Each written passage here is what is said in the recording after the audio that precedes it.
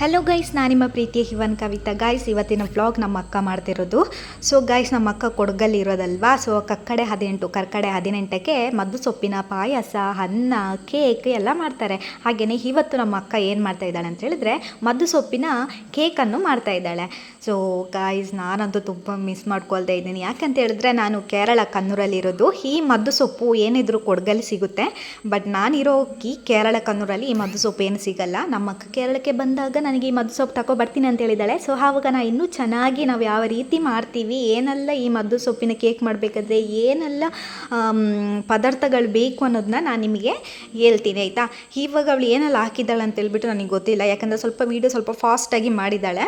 So ಅದೇ ಕ್ಲಿಯರಾಗಿ ನನಗೆ ಏನೆಲ್ಲ ಹಾಕಿದ್ದಾಳೆ ಅಂತ ಗೊತ್ತಿಲ್ಲ. ಸೊ ಅವಳು ಮಾಡ್ತಿರೋ ವೀಡಿಯೋನ ಮಾತ್ರ ನಾನು ನಿಮ್ಮ ಜೊತೆ ಶೇರ್ ಮಾಡ್ಕೊಳ್ತಾ ಇದ್ದೀನಿ ಗಾಯ್ಸ್. ನಾನಂತೂ ತುಂಬ ಮಿಸ್ ಮಾಡ್ಕೊಳ್ತಾ ಇದ್ದೀನಿ. ಯಾಕಂತ ಹೇಳಿದ್ರೆ ಗಾಯ್ಸ್, ನಾನಿಲ್ಲಿ ಕೇರಳದಲ್ಲಿ ಬಂದು ಸೆಟ್ಲಾಗಿ ನನಗೆ ಈ ಥರದ ಮದ್ದು ಸೊಪ್ಪು ಈ ಕರ್ಕಡೆ 18 ಬಂದಾಗೆ ಈ ಮದ್ದು ಸೊಪ್ಪಿನ ಎಲೆಯಲ್ಲಿ ಕೇಕ್ ಆಗಲಿ ಪಾಯಸ ಆಗಲಿ ಏನು ಮಾಡಿ ತಿನ್ನೋಕ್ಕಾಗಲ್ಲ. ಹಾಗೆ ಆದರೆ ನಮ್ಮ ಅಕ್ಕೆಲ್ಲ ನಮಗೆ ಕೊಟ್ಟು ಕಳಿಸಿದ್ರೆ ನಾವಿಲ್ಲಿ ಮಾಡಿ ತಿನ್ಬೋದು. ಸೊ ಹಾಗೆ ಗೈಸ್ ನೋಡಿ, ಫೈನಲಿ ಆಯಿತು. ಈಗ ಈ ಥರ ಪ್ಲೇಟಿಗೆಲ್ಲ ಹಾಕಿ ಅದು ಬಿಸಿ ಹೋದ ಮೇಲೆ ಅಲ್ಲಿಂದ ಕಟ್ ಮಾಡಬೇಕು. ಸೊ ಯಾವ ಥರ ಕಟ್ ಮಾಡಿದ್ದಾಳೆ ಅನ್ನೋದನ್ನ ನಾನು ನಿಮಗೆ ತೋರಿಸ್ತೀನಿ. ಓಕೆನಾ ಗೈಸ್. ನೋಡಿ, ಫೈನಲಿ ಈ ಥರ ಬಿಸಿ ಎಲ್ಲ ಹೋಯ್ತು.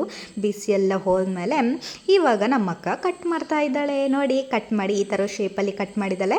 ಕಟ್ ಮಾಡಿದ್ಮೇಲೆ ಇವಾಗ ತಿಂದ್ರು ಉಂಟಲ್ಲ ಬಾಯಲ್ಲಿ ಗಳು ಅಂತ ನೀರು ಬರುತ್ತೆ. ಇದೊಂದು ವ್ಲಾಗ್ ನಿಮಗೆ ಇಷ್ಟ ಆಯ್ತು ಅಂದರೆ ಲೈಕ್, ಶೇರ್, ಕಮೆಂಟ್ ಮಾಡಿ. Thank you so much.